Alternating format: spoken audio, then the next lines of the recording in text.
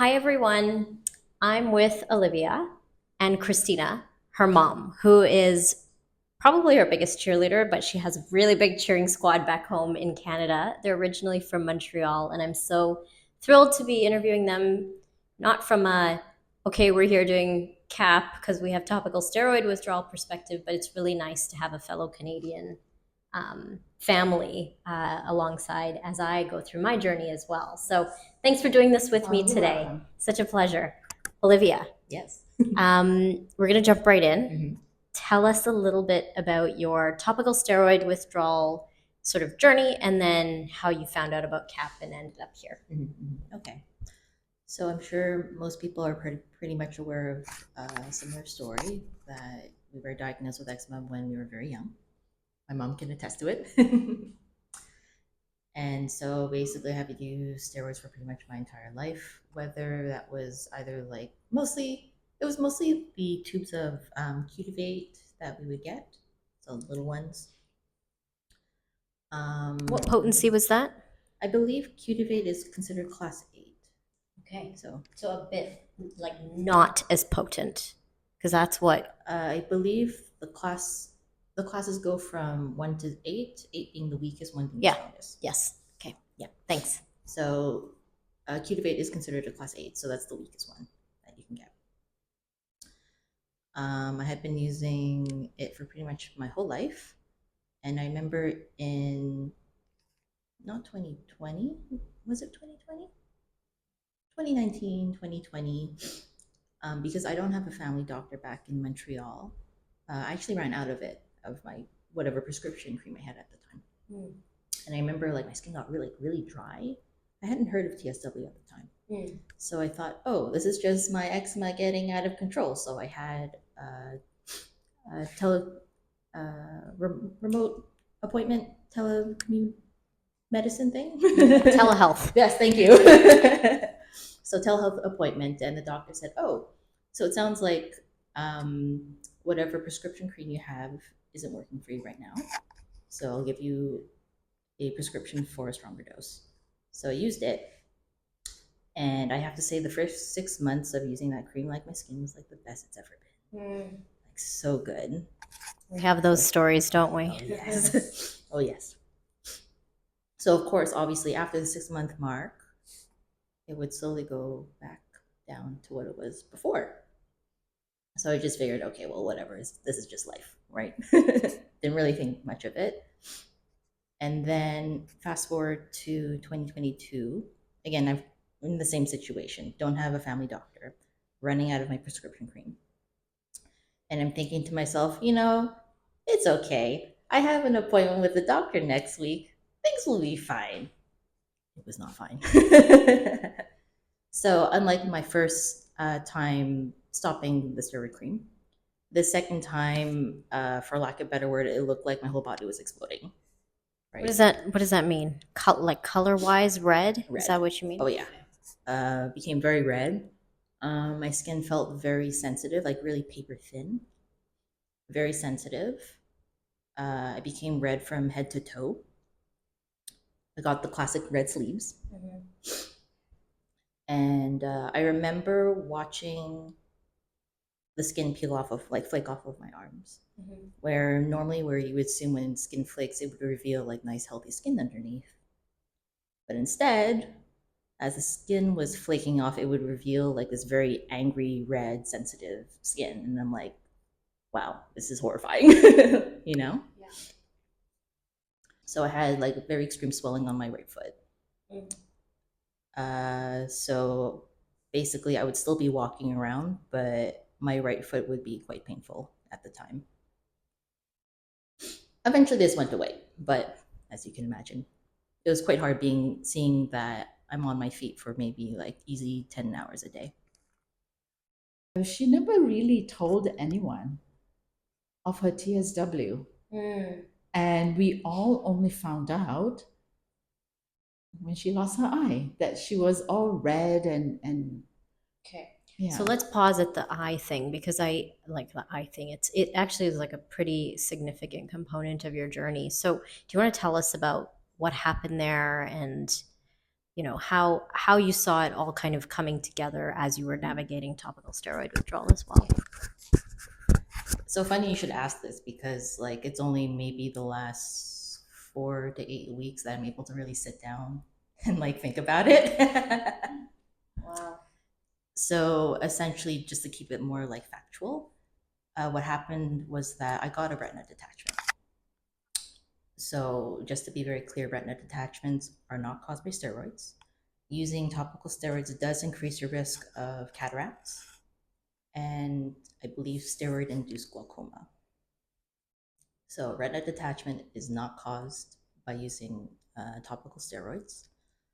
What is normally accepted is that when a retina detachment happens, essentially it's because the jelly in your eyeball, it's called the vitreous humor, tugs and pulls on the retina.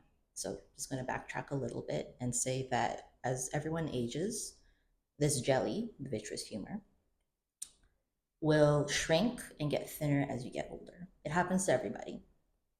The majority of people don't notice this, but the very few, lucky few who do, like myself, what happens is that this vitreous humor is a lot stickier than most. So as it shrinks and thins out, it pulls and tugs on the retina, and this can cause a retina tear. So retina tear is basically your retina is a very thin lining on the back of your eye. This is how you see. And when you get a retina tear, it kind of detaches a little bit from the back of your eye. The eye was also like not getting quite covered by the eyelids, but you could see like my cornea was yellow. So sign of infection, absolutely. Yeah. Sign infection. Yeah. Just as like a fun side note, like when I went to the ER regarding this, I saw, you know, like most nurses, they know they've seen some stuff. They've seen things, They've seen things, right? So it's like pretty much they're like, yeah, whatever you have to say, for sure, I've seen it at least once. I remember clearly the triage nurse was doing the examination. And I remember her muttering like, wow, I've never seen the cornea that color before. Is that the cornea? Yeah. So just to say. I remember when I heard the news that she had lost her eye, it was a really traumatic moment being a mother. I feel that because I was so far away and I couldn't be there to hug her and tell her that I'm there for her. It was really tough. It's nuts. Yeah, it was crazy. So I booked the first flight I could get and I flew back to Montreal. And it was, I think the whole way going back, I was in tears the whole way because I didn't know how she was doing, and being so far away was very difficult. It was terrible. So you get there, and I want to fast forward to coming here. Yes. So I assume at that point you kind of just never left Olivia's side after that. We were attached at the hip. And I mean, it's been a joy watching you sort of be with her in the clinic and meeting you and spending time with you there while she's getting her treatment and just getting to know you, both of you. But how long after this significant episode did you guys pack your bags and head to Bangkok? I think I was there in November. I left in January. At that point, Olivia was still recovering from her operation. Right. We never really talked about doing CAP, and I didn't know anything about CAP at that point. Okay. So I came back to Malaysia in January, and then it was much later that we found out about CAP, and I think it was my son Brandon's friend who stumbled upon the video and told me, and then I messaged Olivia. I said, well, look into that. Yes. And then at that time, we were also considering there's a doctor in Vancouver who was doing some traditional Chinese medicine with that. Yeah. So when I started looking into CAP, so it was Bangkok or Singapore. Right. I thought Singapore would be easy because I live in Malaysia. She could just stay with me. Yeah. But as I started to do more and more research, I was telling my husband Yeah. that I think maybe Bangkok is a better It's the place because of the place. community and because of what Jay knows and because I had watched Marriott's video Oh, and good. Kyle's video. And so I think Olivia at that point, it was sometime in September, I believe. September Mm. 2023. Yeah. So last year. Yes. Yeah. So she reached out to Marriott Okay. and I reached out to Jay because I'm here and he's Yes. in Bangkok. I think I reached out to him sometime in October Okay. and I called the clinic. He Yeah. wasn't there. I got his cell phone number. I said, "Can I?" And I called his cell. Yeah. So he said Olivia had reached out through Marriott to Okay, the clinic. great. Yeah. So it was still within the 2 months, Yeah. and she can come in mid-December. Okay. Yeah. So we thought, oh, great. Jay called back, spoke back to Olivia, and said that there's an opening in November. So this is like mid-October, Yeah. towards the end of October. So we decided, yes, okay, we're just going to pack our bags and come. So, and Olivia couldn't see at that point because Yeah. of a cataract. And because she has lost one eye, no vision, and the other side, the cataract's blocked, and she could only see shapes Shades and colors. and colors. She couldn't see your face. Yeah. So, And then her skin was obviously and in her skin was obviously state that it was very, in. very compromised at that point. Yeah. So her brother Brendan kindly offered Mm, to bring her to Bangkok. nice. And then we met in Bangkok, Yes. and the rest is history. We're I here. know. I know. I remember your induction period. You go in for your 3-hour session with Jay.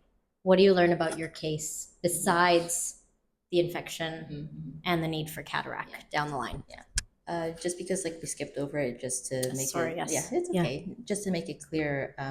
So aside from getting the infection of my eye and the fact that my cornea was infected, when I was talking to my ophthalmologist about different things that I could do about the prognosis of my eye, the whole reason why I lost my eye was due to the infection, but the infection ate through my cornea and it perforated, and that was the reason why the eye was toast, essentially. Compromised. Yes. So just to make that clear. In addition to that, after that whole episode, so I got an evisceration done, which again, just to be very quick, essentially when you go through like eye trauma, cancer, or whatever, you can get an evisceration done, which essentially they take out the contents of the eye and then it's replaced with an implant. So the implant holds the shape of the eye. And then after that, you can get a prosthetic eye, which is what I'm wearing right now, but you can't see it because I have hair over my face. But look. You can't. You Can't cannot tell. tell. Can't You tell. They're cannot tell. amazing, right? Yeah. So cool. I like to freak my mom out when I take out my prosthetic. I mean, I think it's very impressive that you're embracing this. Yeah. It's very beautiful. Thank you. Yeah. So again, just to be quick about it, that after that, I started symptoms of a cataract in my right eye. So this is the eye that's left. And it was a steady decline from, let's say, January of 2023 up until September of 2023, which is when the quality of my vision really took a big nosedive. And that was when I really couldn't see. To give you an example, I lived downtown Montreal for most of my life. I went there to go to an optometrist to get an exam done, and I got lost Wow. because I couldn't see the street signs and I couldn't really orient myself properly, like where I was, right? You have that plus the skin. Yeah. Like this is not, most people are going through one traumatic thing, which is Mhm. topical steroid withdrawal, but you've got this whole other Thing. mega thing going on. Yeah. So we get to Bangkok, get to the clinic. I mean, in a lot of ways, like because I had grown up with like such sensitive skin, a lot of the things that Jay said, like kind of just clicked. Intuitively made sense. Yeah, it just made sense, right? Like you have sensitive skin, you have to make sure that some things that bothers you doesn't necessarily bother like someone else, right? Or like when you're trying new products, like whether that's soap, cream, shampoo, whatever, you have to do like a little patch test to see if the product works for you or if you get a reaction out of it. So a lot of it, in a sense, like made a lot of sense anyway. Right. So, but what did he say about your case? So my case, he said that I had a lot of hardened skin at the time Right. that I got to the clinic. So a lot of it was, he said, on my face, on my shins especially, and a lot of it was also on my forearms. But look at you. Yeah, I Like, wouldn't be able to tell. Massive Mhm. progress. Massive progress. It has been a roller coaster ride. Yes. Just because I was very anxious coming to Bangkok because number one, I left my husband at home for 6 months. But he's very supportive. He understands. You got to do what you got to do, right? She's my baby. Yeah. She's my youngest. So how should I put it? I'm very happy I'm able to do it for her, and I'm still able to do it for her. I'm not so old and decrepit that I can't do it. But it hasn't been a tough journey. Let's put it this way. It hasn't been easy seeing her deal with her TSW, plus also with her eye problems. Like even when we went Bangkok, the last 3 weeks we're in the hospital 3 times every week for this issue and that issue. So it's on top of her TSW, but I'm very grateful that she has healed tremendously. And we're very grateful to Jay and the clinic for having invented this machine that can give us all hope. And I'm also very grateful to Brandon, her brother, who was with her and has been there for her all this time. You know what it says, right? You're a family that sticks together. Yeah, and it takes a village. Yeah, it takes a village to take care of everything.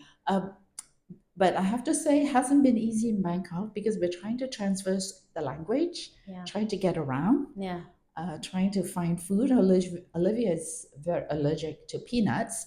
So in Thai culture, there is a lot of peanuts. So we are extra careful all the time. But I wouldn't have done it any other way. I'm so glad I'm here to do it for her. And when I see other cat patients as well, you know, you have more empathy. Totally. Because you've gone through it with your daughter. You understand what they've gone through. It's kind of lovely when they're arriving. I mean, it's a bit like a hospital room, right? Or like it's like a hospital because these new patients are coming in and they're all so sick. But because of where we are now in our journeys, we can see some light at the end of the tunnel. And so it's almost like it's going to be okay. It's going to be okay. You're actually you're in a good place. Yeah, we're in a good place. So Olivia will be leaving on the 11th. To go back to Canada. I am extremely anxious as to when she goes back, what's going to happen, and if there will be a point where she might need to come back. I don't know. I think time will tell. And there's nothing wrong with trial and error and making sure your space is as irritant free as possible, and testing something out, noticing your skin, coming back home, fixing the problem. Correct. Yeah. So we're hopeful, cautiously optimistic. Correct. Is the word. And as you close out, Olivia, I wanted to ask you again, you said you can now finally think about everything that's happened. Is that because mentally, physically, emotionally, you were operating at less than 10% of your capacity, so you couldn't even process everything that had happened? Or is it that you're feeling better now, so you have some ability to process everything? Like, give us some thoughts on that as you close out. I think it's a mix of both. Obviously, when you're going through a difficult period, like something like TSW, for me, like I wasn't, for probably 18 months, like I wasn't really sleeping at night.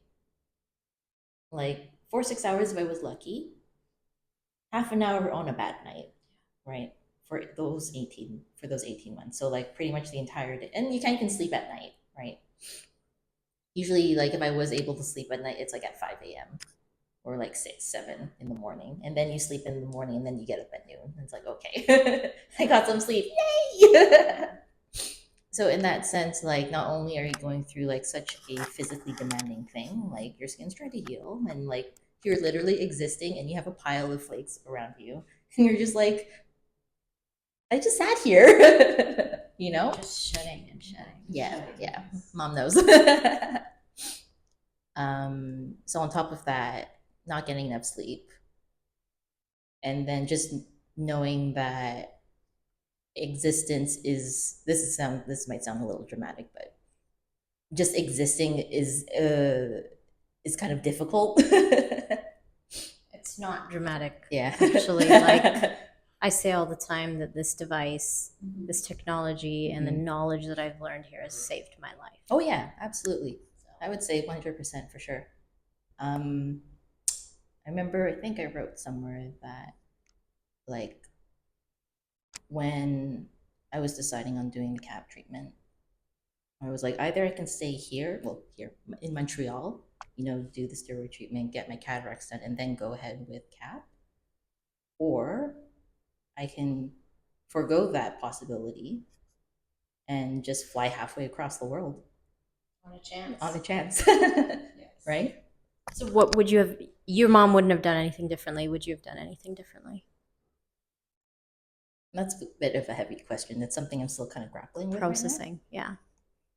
Mostly because, like, I had wished that I had done something different about my eye, of course. Early, yeah, of course. But it's kind of like, well, now I can't really do anything about it.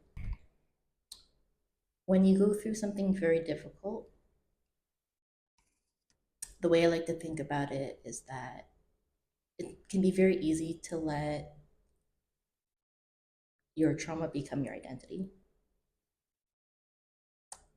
But I think it's important to remember that your trauma is not your identity. It simply becomes a part of who you are. On that note, we'll close out. Well done. Thank you. Thank Thank you you. for doing this with us.